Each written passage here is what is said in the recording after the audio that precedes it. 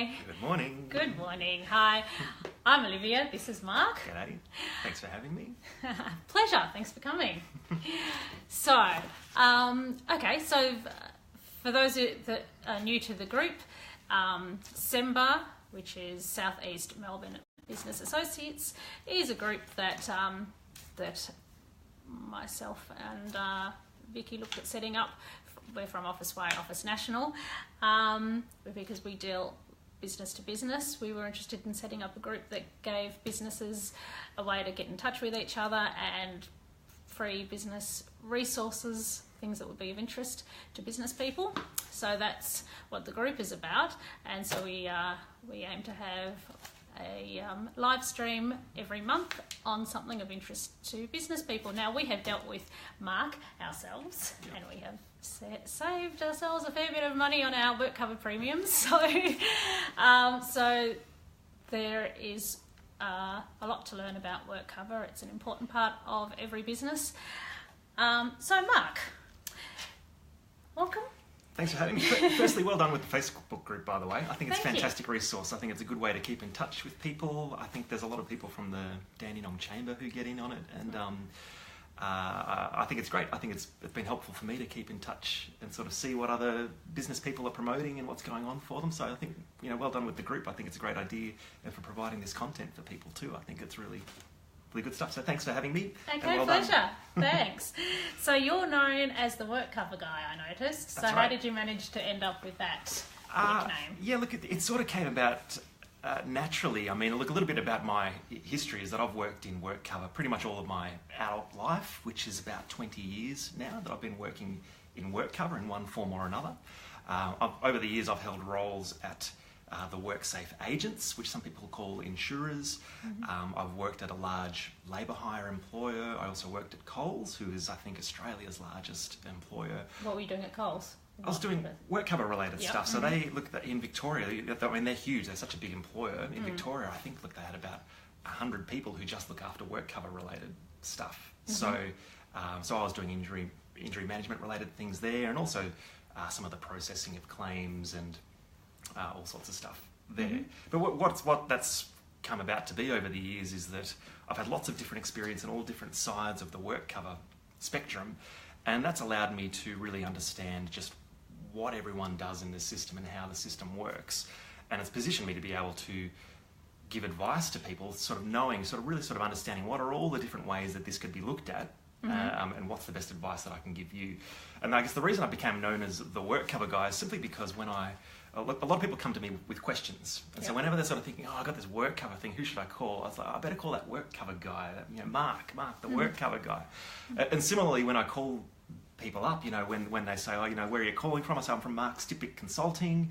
And I'm like, just tell them I'm the WorkCover Guy. And they're like, yeah, you're the WorkCover Guy, right? And that's how it came about. And that's what I'm known for. And so basically it's just the fact that whenever there's an issue with WorkCover, no matter what it is, I either know the answer or I can get you the answer, one or the other. Excellent. Yeah. Good to know. All right, so it's a big question, but can you explain what WorkCover is and how it works? Yeah. It's a very good question. I think it's a good way to start the conversation.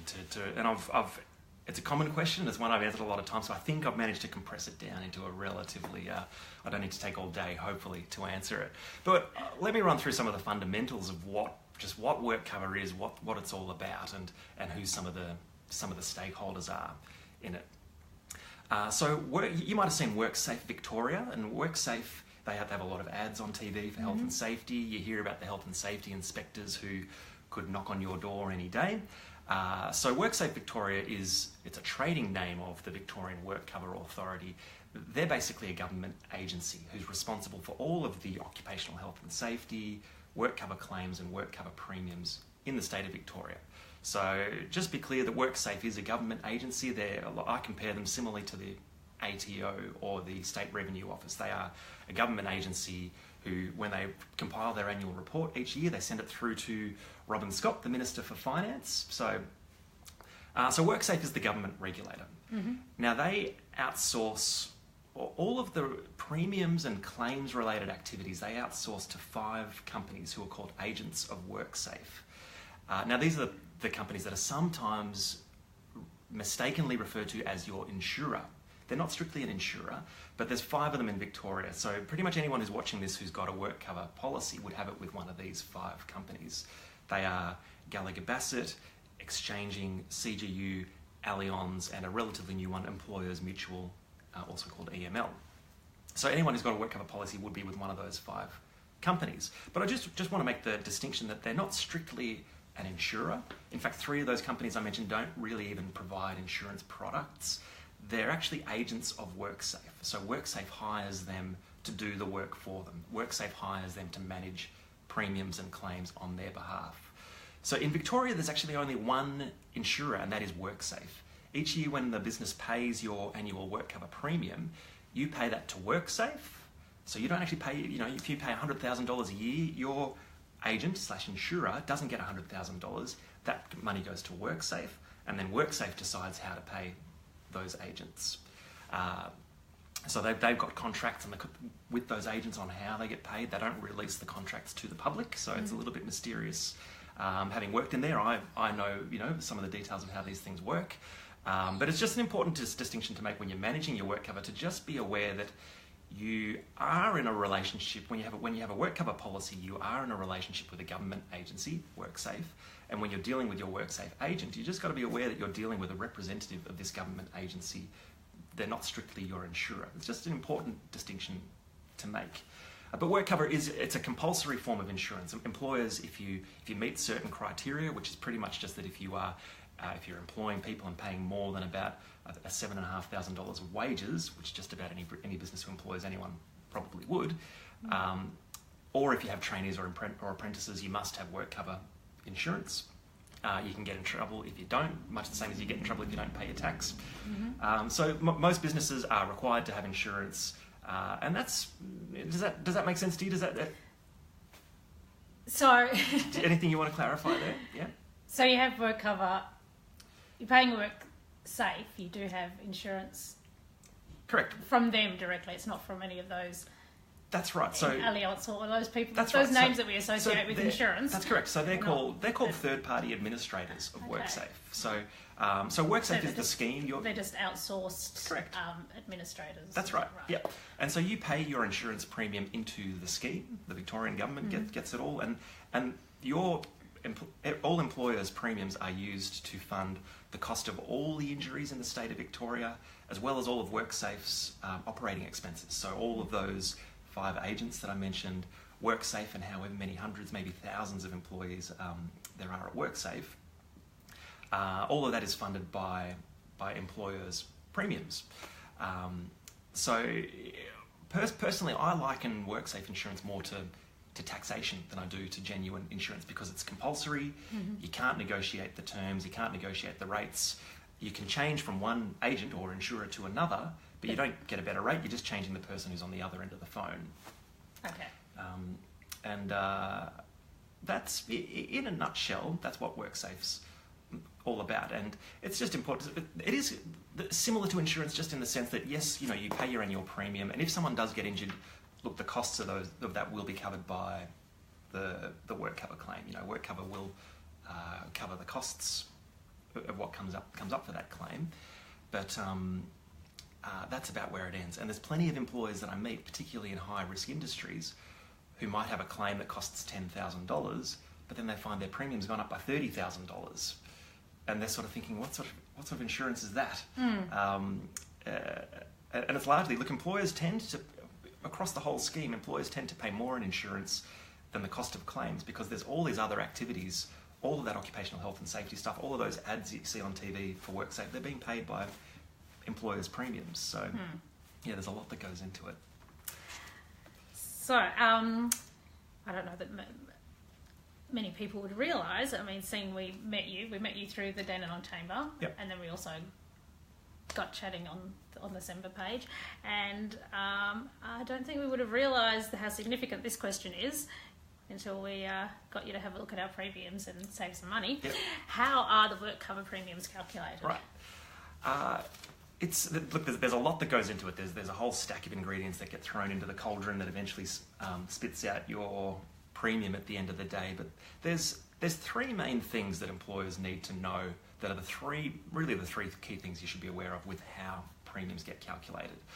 The first is you need to declare your rateable remuneration, which is just a fancy word for money that you pay to employees. Your rateable remuneration is it's an indicator of how labour intensive your business is. So if you're a business that has maybe between 10 and 20 employees, over the course of the year you would maybe pay roughly $1 million in labour costs to those employees. So that's used, if let's say you pay $1 million in what's called rateable remuneration, that's used as a baseline figure to determine how big your company is. And it's very similar again to taxation, where the more labour costs you have, the more you'll pay in payroll tax.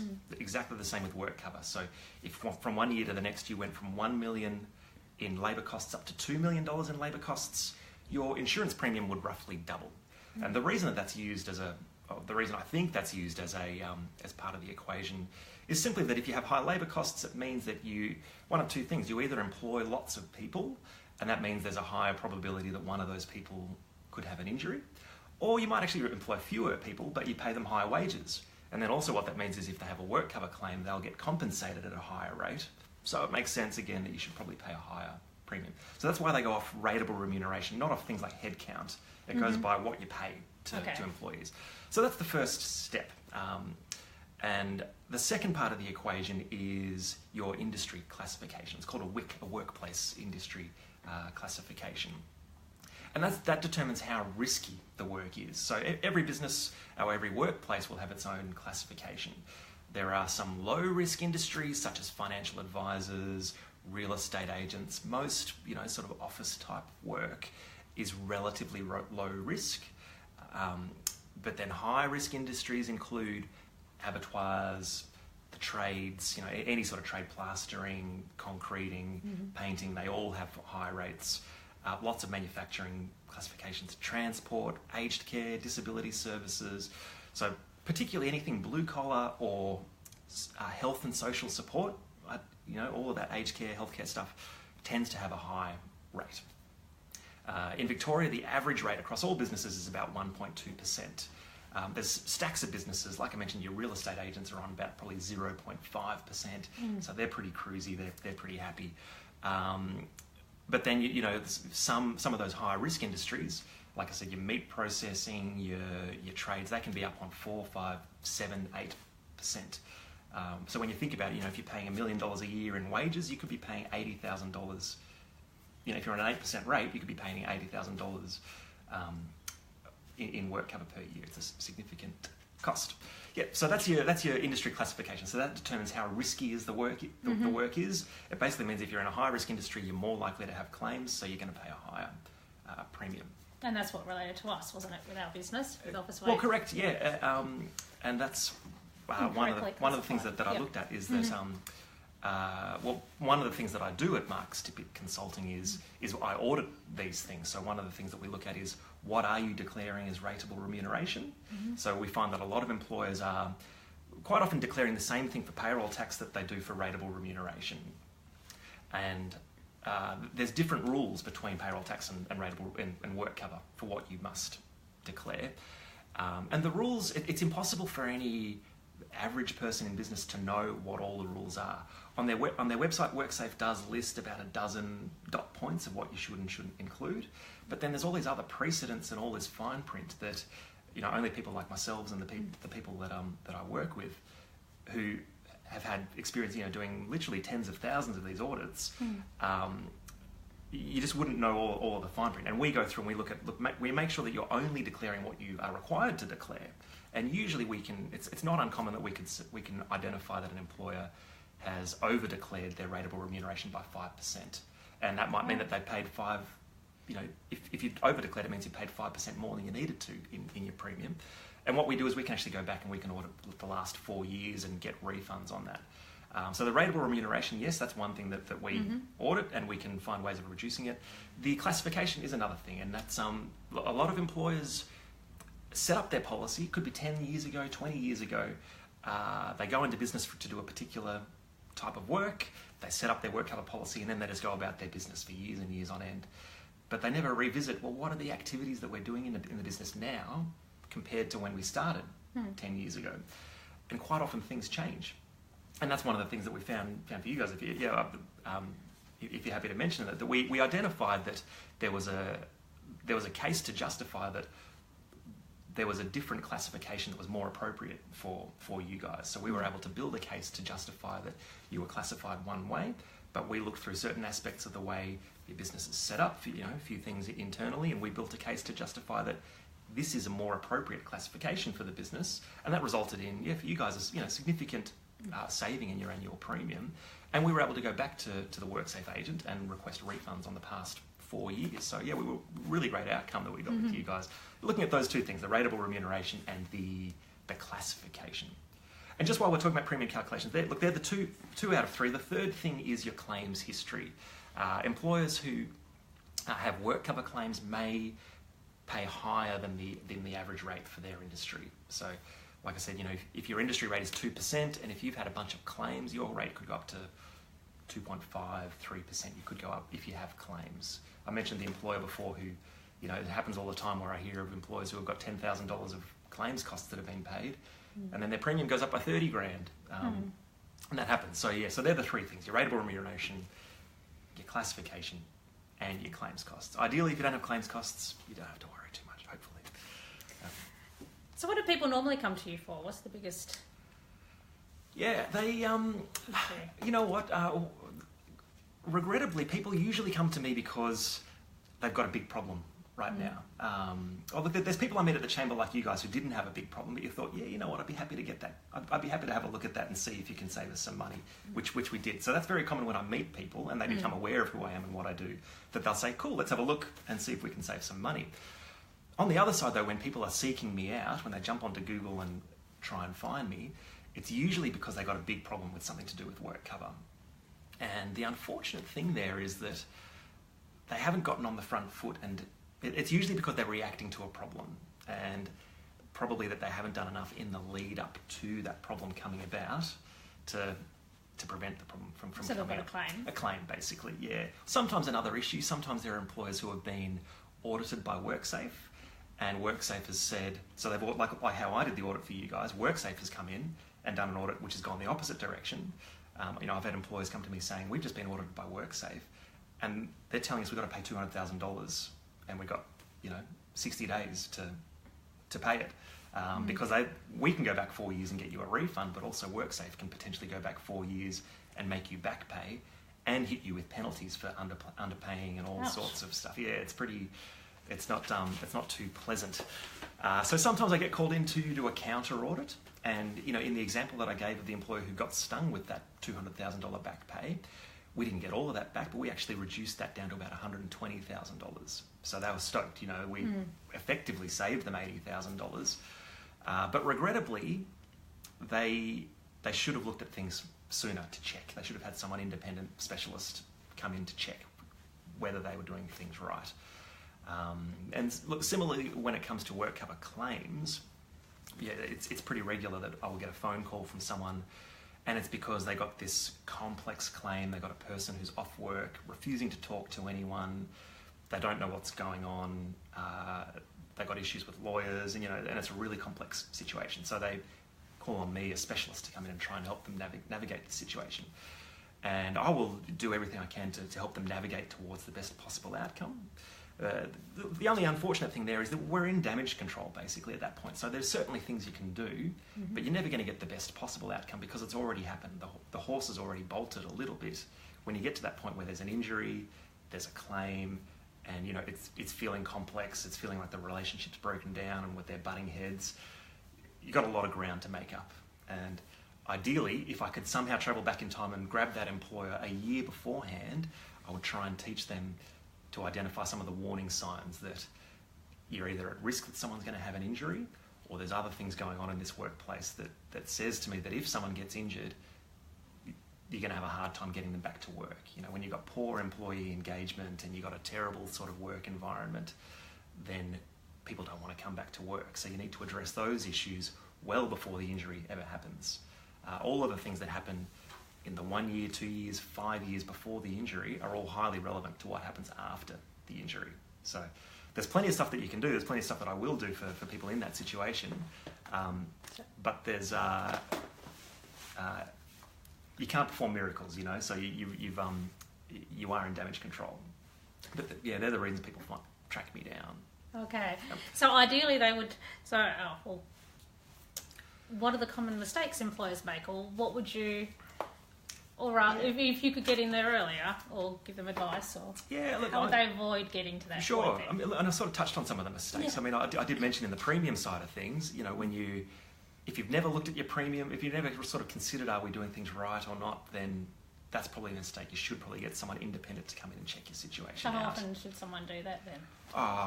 Once every 3 years, pretty much. Mm-hmm. I mean, when I talk about my services, I mean, if you've been in business for a number of years, generally we'll do our WorkCover refund audit on a no-win, no-fee basis. That's what we did with you guys, where we'll come in and do the audit, and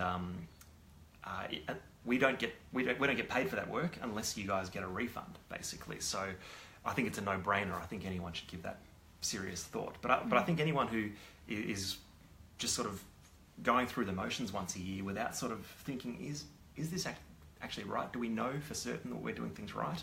I'd say that's a mistake. But tying back to that other area we were talking about how do you prevent these injuries? Because I actually believe pretty much any injury is preventable. There's very few businesses who have a 100% success rate in preventing every single injury. But I think every single time I've looked at any injury that's come up, we can find a way that it could have been prevented. And one of the mistakes that employers make, I think, is just not realising or not doing enough of the sort of things that can prevent injuries.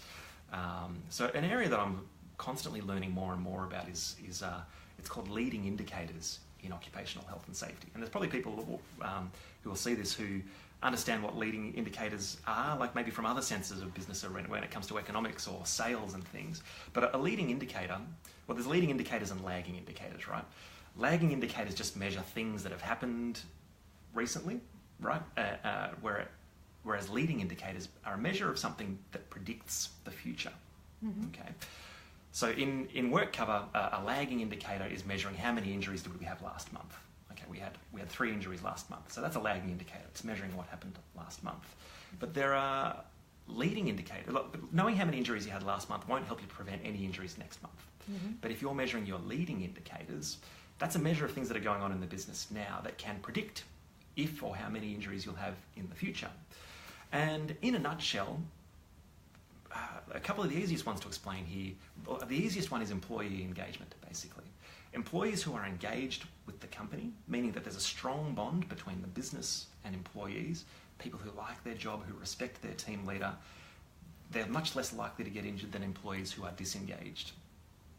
So that's one thing that employers, you know, the leaders in business can be working on to make sure that we are, you know, leading well, that we are demonstrating to our employees that we care about safety, that we're willing to invest and do stuff in it, and just taking whatever steps need to be taken to engage the employees. That will correlate to fewer injuries, or if people do get injured, they'll come back to work quicker. So what would that be? Is that because there's greater communication and things get put into place if there's a... Well... and just they're engaged, but that equals less injuries. That's because steps are proactively being taken. Yeah, correct. So when employers are engaged, when they...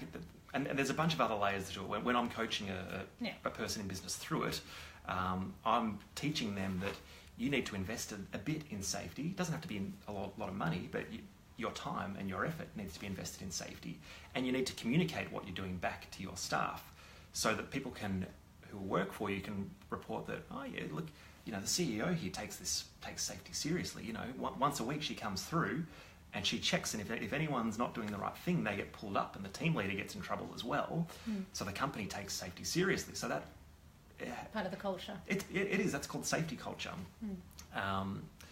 And when there is higher engagement, when people band together and prevent injuries, when people reprimand one another if they don't wear their personal protective equipment, and when they all band together to help get people back to work, that just creates that environment. And I could speculate all day long about why these things correlate to lower injury rates, but the reality is there's stacks of research, and I've got plenty of anecdotal proof that when you get that stuff right, you have less injuries and people come back to work. So I'm not too concerned about the why it works, more just the fact that when you do the following activities, you'll have fewer injuries and people will come back to work. Okay, gosh, there's so much we could cover, but I think we've already taken look, I mean, we may as well sort of, what have we got? I think we could do a whole other session, a whole other one on returning to work quicker or something like that. But is there anything you'd like to say in closing? Because I think we could definitely have you back and just focus on one subject. Certainly, look, there's a bunch of areas we could get into there.